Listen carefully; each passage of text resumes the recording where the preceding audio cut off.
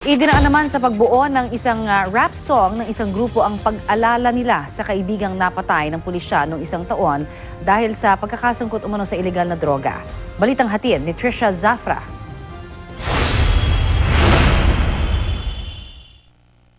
Solusyon ba sa pagbabago, magbawas ng tao na maaari pang magbago kaso nagwakas? Ang buhay dahil napasama lang sa kota. Inilalarawan ng rap song na ito ang isa sa mga kontrobersyal na usapin sa lipunan ngayon, ang kampanya kontra droga. Ginawa ito ng grupong One Production Exclusive bilang pag-alala sa kaibigan nilang si Michael Sharon. Si Sharon ang yakap-yakap ng isang tumatangis na babae sa larawang nakuhana noong Agosto 2016 sa Pasay matapos pagbabarilin dahil sa pagkakasangkot nito umano sa droga. Ang isa sa mga kumanta ng rap song na ito ang kapatid mismo ni Michael na si Mark. Kakalungkot pagmasdan pagtulo ng kandila na tinatayo sa bawat nicho na sinasara. Sinuwang nasa likuran ng itim na nakamaskara, kumikitil ng buhay, daig pang adik maghinala. Dito sa kanilang recording studio, nilapatan ng himig ang kanilang nabuong kanta. Sinuwang nasa likuran ng itim na nakamaskara, kumikitil ng buhay, daig pang adik maghinala. Bumabaril na lang, bahala na kung saan tumama. Hindi rin po namin kaya maging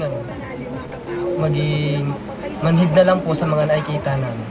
Ginawa rin nila ang kantang Yakap sa punto de vista ng naiwang kinakasama ni Sharon. Ikaw yung tipong mabait sa pamilya, maaruga, kaso nga lang buhay mo, tinuldugan na ng iba. Paglilinaw ng grupo, wala silang galit o sama ng loob sa gobyerno. Kasi po halos lahat po talaga ng rap sa rap tsaka sa hip hop po. Talagang solid po na sumusuporta kay Duterte. Yung kanta po na yun is dedicated lang po talaga for Michael Sharon lang po. Ang kampanya kontra droga ni Pangulong Duterte mas pinaigting pa ngayon sa pagbuo ng Interagency Committee on Anti-Illegal Drugs o ICAD. Sa bisa ito ng Executive Order No. 15 ng Pangulo. Si Philippine Drug Enforcement Agency Director General Isidro La Peña ang naatasan bilang chairperson ng komite. Mula sa iba't ibang sangay at kagawaran ng gobyerno ang 20 miyembro na bubuo sa ICAD. Layo ng ICAD na pag-isahin at gawing synchronized ang mga estratehiya at aksyon kontra droga sa bansa.